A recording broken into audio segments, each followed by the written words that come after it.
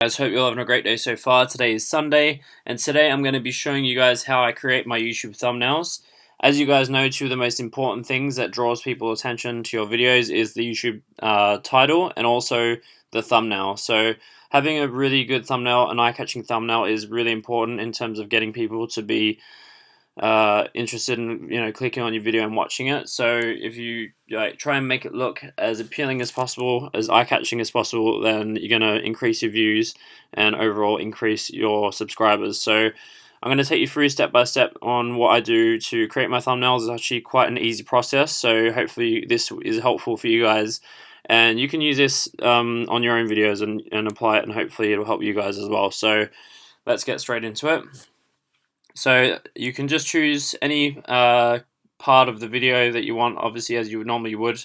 I don't know whether you guys normally use it within your film editing software. I'm using Final Cut Pro. So I've got my freeze frame here. This is part of the video, the I Command You to Grow video. If you guys haven't seen that, I'll be putting a video card in the top corner of the screen, so if you want to click that to watch it, feel free. So I've picked a part of the video that I want to use for the thumbnail, which is this bit here, and I've just marked it with a marker. Just makes it easier for me to find it. And what I've done is I've clicked this, and then I've gone Command C to copy it, and I've created a new project. Just it makes it a bit easier. I've separated it from the rest of the whole video just so it's on its own. It's a lot easier to work with. And what you want to do now is click on it and then go click on the area, that you want to freeze the frame because it's a moving video.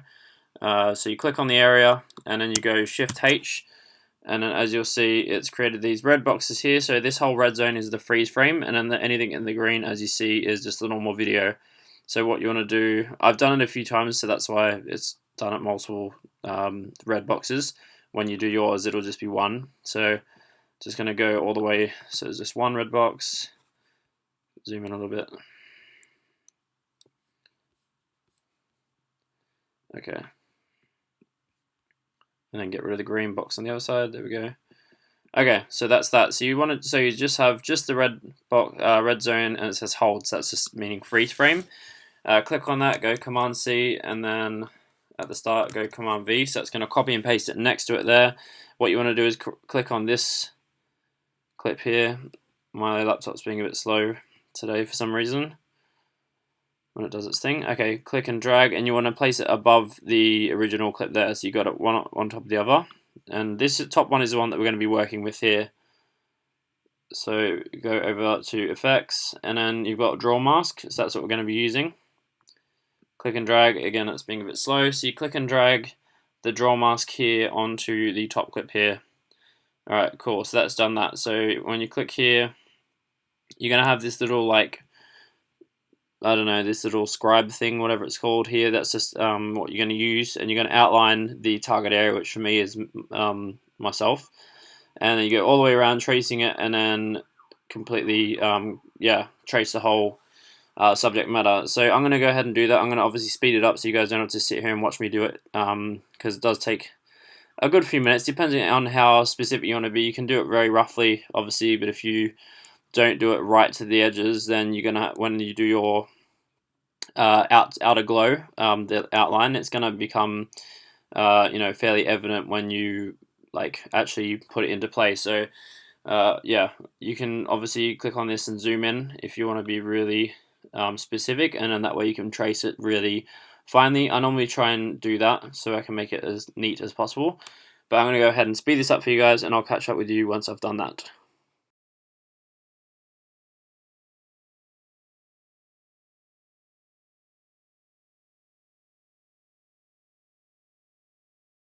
Okay, so the final thing I need to do is just click here. You can see the little circle next to the little scribe symbol. Once I do that, that will complete the draw mask, and I won't.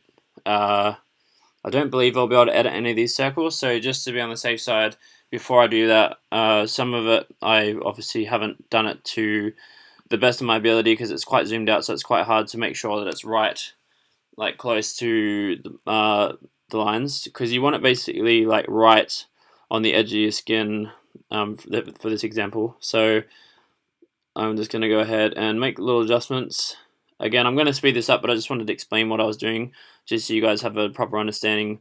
Like when you do it for yourselves, you might want to go ahead and do this as well and just make little changes. Like I said, you don't really have to be too specific, but it does help certainly when you finish off the project. It comes through and it looks a lot neater overall. So it is up to you. I could very well leave it and it wouldn't look too bad. But again, just going back on the importance of having a good quality thumbnail, it just helps it that little bit more. It just makes it look a little bit more professional. And yeah, it's just going to look a bit better overall.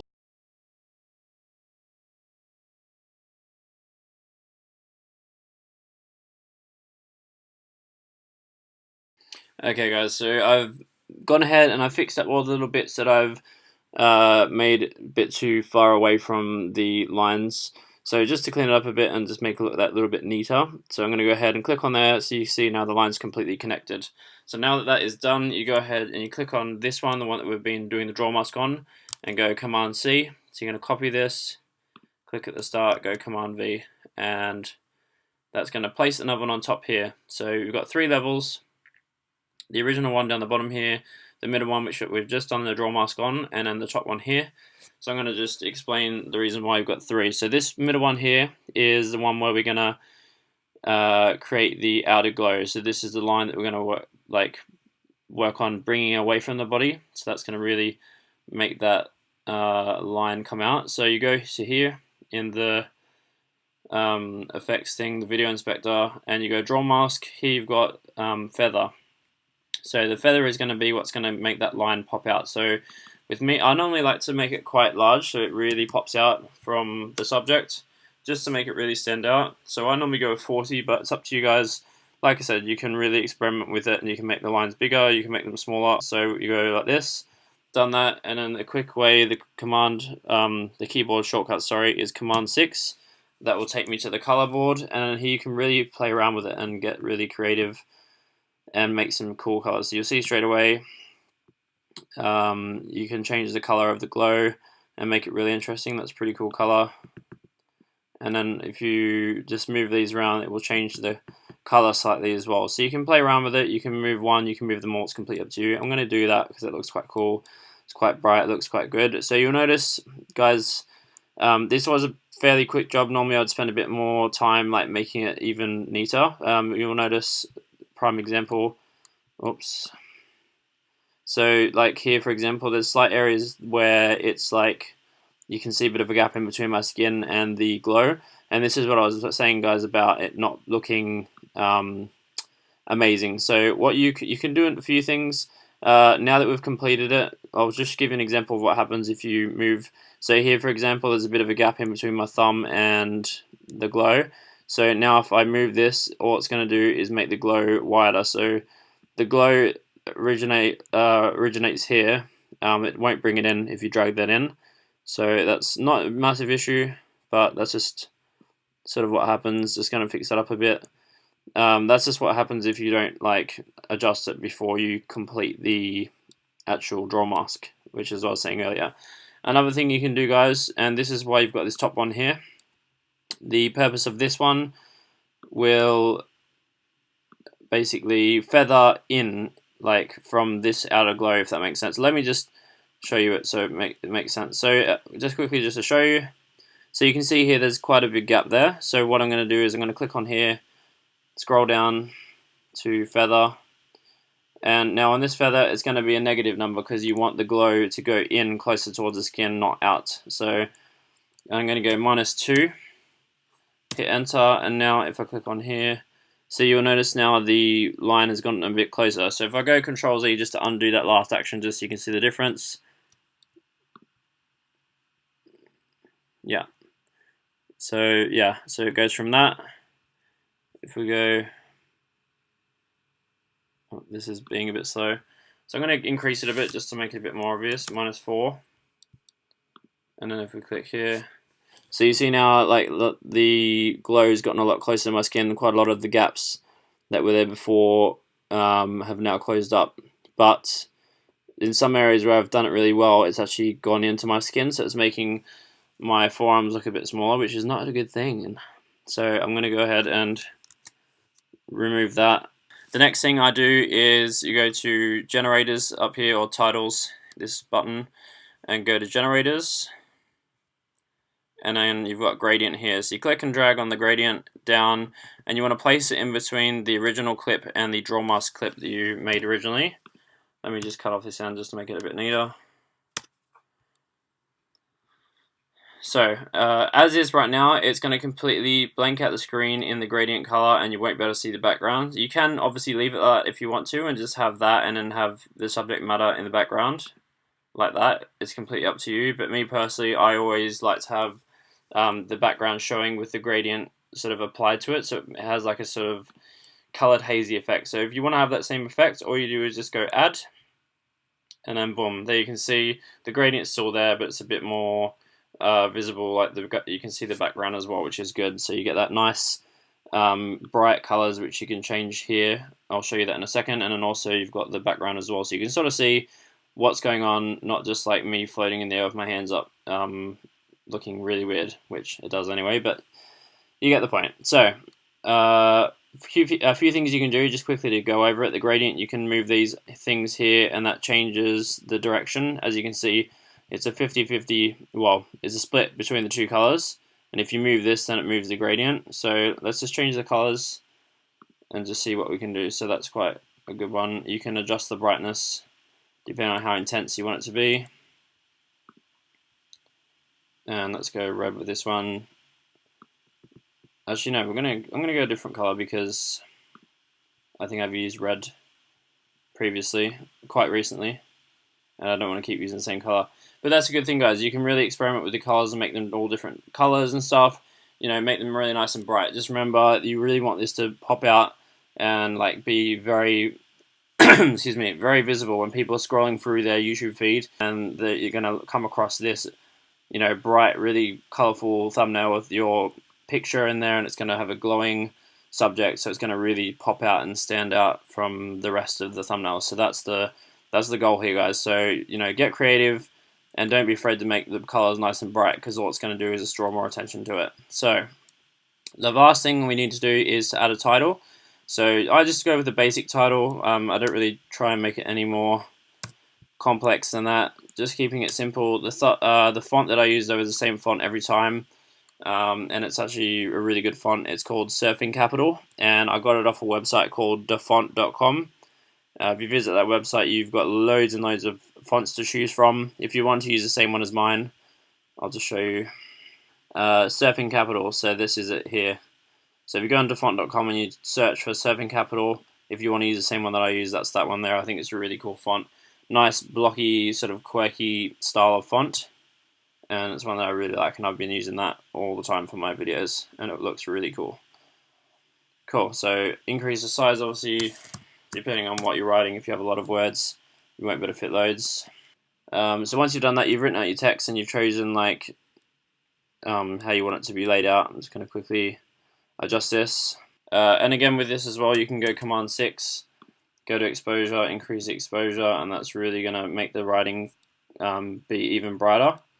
And then what you can also do is go down here, click on outline, because at the moment it's white writing on a white background, so it's quite, you know, a little bit hard to see. So I like to just, usually I keep it simple and just go with a nice black outline. So at the moment you can't really see it because it's a very thin outline. It's on 1.0 width.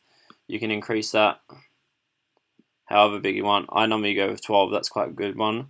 So you can see now it's really popping out because it's got the black border around the edges. You can change the color of the face as well if you like. If you don't want to use white writing, you can go red, any sort of color you like. Hey, that's actually pretty good. Let's go with that. And just to make the black stand out a bit more, we're going to make this a bit darker down here. And again, guys, you can just play around with that a bit and just make it, you know, try and stand out as much as you can. Cool, and that is pretty much it, guys. Once you have done that, you're happy with your thumbnail, everything looks all nice and done, then you just click up the top here, go save current frame, and that is it, guys. That is, you just save it as per normal, and then you obviously can use that image as your thumbnail image for YouTube. And guys, this is really going to help, like I said, attract people to your video. It's really going to make it stand out from the rest. of those standard thumbnails that people will just whack up straight away. So you put a little bit of time and effort into it, and you will see the benefits from it for sure, guys. I'm not a massive channel myself at the moment, so you may be looking at it thinking, well, why isn't it working for you? Just know, guys, that obviously I'm still fairly new to the whole YouTube game, and I'm getting there slowly, but I just wanted to make this video to hopefully help you guys and really help you bring out your YouTube thumbnail game, because it's like you put in all the effort to the video, you know, make a nice edit, make it really appealing for people to watch, and then if you just put a bog standard thumbnail there, then, you know, a lot of people probably won't even watch it. They won't even know that it's a good video. So if you spend a bit of extra time on the thumbnail, literally this took me about 5-10 minutes tops, then, you know, it's really going to complement a good edit as well. It's going to make your work look a lot more professional, and like I said, overall people are going to be more likely to watch it as well. So like I said, guys, I really hope this helps you out a lot. If you have any questions, anything at all that you wanted to know about what I've just shown you in the video today, please hit me up in the comment section below. Please be sure to drop the video a like. I must say, guys, the idea of this thumbnail creation, actually I can't claim it as my own. I actually got the idea originally of Ryan Nangle, this amazing YouTuber who I've been following for quite a while now. He makes awesome tutorial videos on like how to, you know, use certain like filters and transitions, all that sort of stuff. Just all the great stuff to make your videos really stand out. So if you are interested in stuff like that, you really want to up your video editing game, he makes so many tutorial videos. He does videos every week. I'm going to drop the link to his channel in the description box below. Be sure to hit him up, because like I said, guys, he was the one that made the video originally on how to make the thumbnail, and that's where I got the idea for mine. So all credit goes to him, and he's made it so that I am able to make my thumbnails like this, and honestly it's been a huge help for me. So go check his channel out. Please be sure to subscribe to my channel, guys. It really helps me out a lot as well, and hopefully that you found this video useful. And yeah, guys, that's pretty much it. I will see you guys next week, and until then, guys, have a good one. Peace.